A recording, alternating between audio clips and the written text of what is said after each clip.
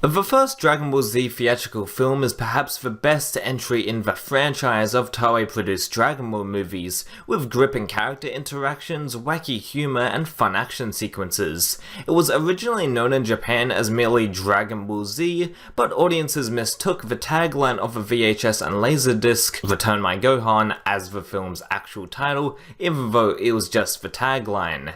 In the Western market, this movie was dubbed by Funimation twice, once with the Ocean dub, and then redubbed in 2005 with the Funimation in-house dubcast, and the subtitle Dead Zone was added. For the sake of simplicity, I will be referring to Dragon Ball Z Movie 1 as Dead Zone throughout the video. And what I will be doing today is pretty much analyzing the beginning scene of Dead Zone and how it is the best way to start a Dragon Ball Z movie. Without further ado, let's go!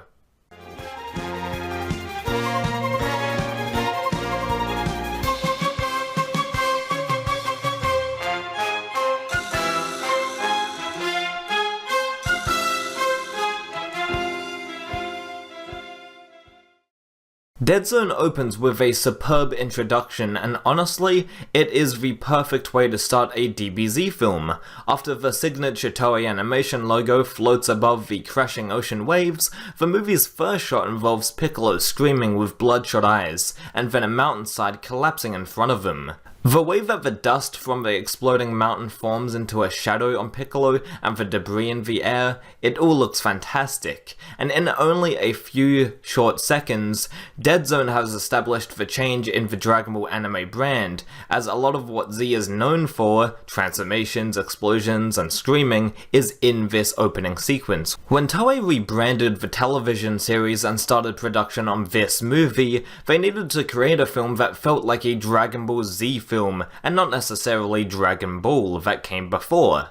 Screenwriter for the original 13 DBZ movies, Takao Koyama, stated that he didn't plan on creating more films after this one initially. That's why the movie was simply named Dragon Ball Z, and therefore making a rather drastic shift in tone was crucial, because they only had one shot of really establishing that this is how a Dragon Ball Z film is supposed to be. This is one reason why Dead Zone's opening sequence works extremely well. In the subsequent shots, we hear Piccolo promising that he'll defeat Son Goku the next time they meet.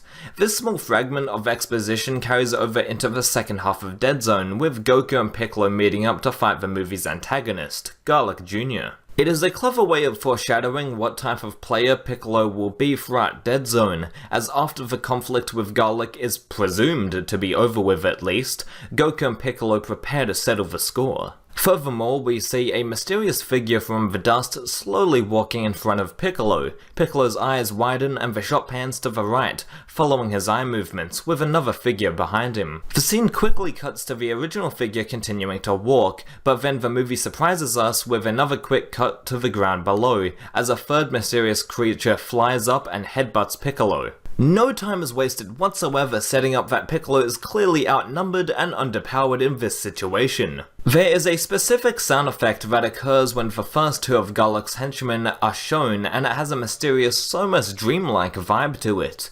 It is particularly placed, and because of this, there are three interpretations in my head on why this sound effect is included in the movie.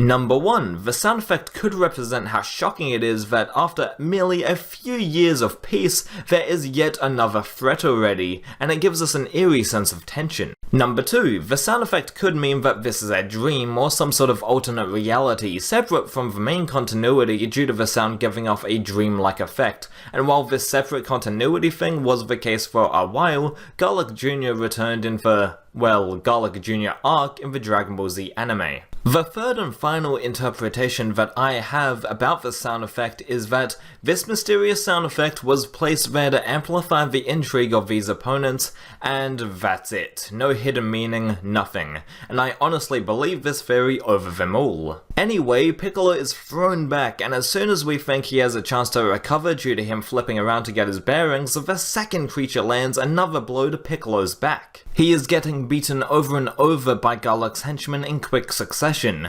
The scene cuts to a shot of Garlic Jr. staring down at Piccolo, symbolizing the power difference between him and Garlic at this given point in the film. And no, I don't mean power levels or battle powers or whatever you want to call it. I am not talking about the strength of these two characters, but I am talking about the tide of the battle between Piccolo and Garlic and his henchmen. The henchmen use energy attacks to finish off Piccolo, with another mountain crumbling down with dust appearing.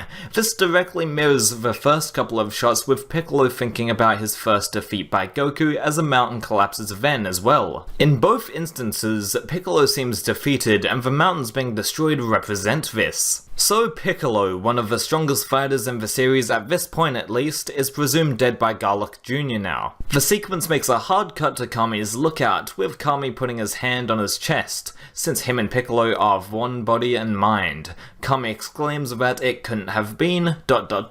and then it cuts to the classic Chala Head Chala intro, perfectly setting up a cliffhanger to the following events of the movie. It's difficult to describe how fast-paced and wonderful this intro sequence is with only images, so I urge you all to check out Dragon Ball Z Movie 1, preferably in its native Japanese language with English subtitles. As I just told you all, that is how you start a Dragon Ball Z movie, as the beginning scene in Dead Zone sets up a couple of primary aspects which is key to make an excellent opening scene. Number 1, the sequence straight away extends the idea of this being a Dragon Ball Z film instead of Dragon Ball. There is powering up, explosions, yelling, energy blasts, etc. Number 2, it helps build up tension early, as Piccolo, one of the strongest characters in the series, is not only hurt by his henchmen, not even the main antagonist, but he is almost killed off in the first act of the film. It makes the bad guys threatening and the good guys vulnerable. If the bad guys' minions can do so much damage in that quick of time, what else can the primary villain do? And the final point is that the opening scene of Dead Zone gets the spectacle out of the way first. Like many other Dragon Ball fans, I enjoy seeing some of the more character-driven content and slice-of-life moments in addition to the awesome fights, and Dead Zone delivers in both regards. There is a humorous musical number with Gohan, and all sorts of wacky comedy and fun character interactions. The character building stuff is nicely packed into the meat of the story, not shoved in the beginning and then its action all the way through. DBZ Movie 8. In closing, DBZ Movie 1 is one of the best ways Toei could have started a Dragon Ball movie. It perfectly establishes that this is a rebranded franchise, it builds tension and actual stakes well, and overall it is enjoyable to watch. See you next time!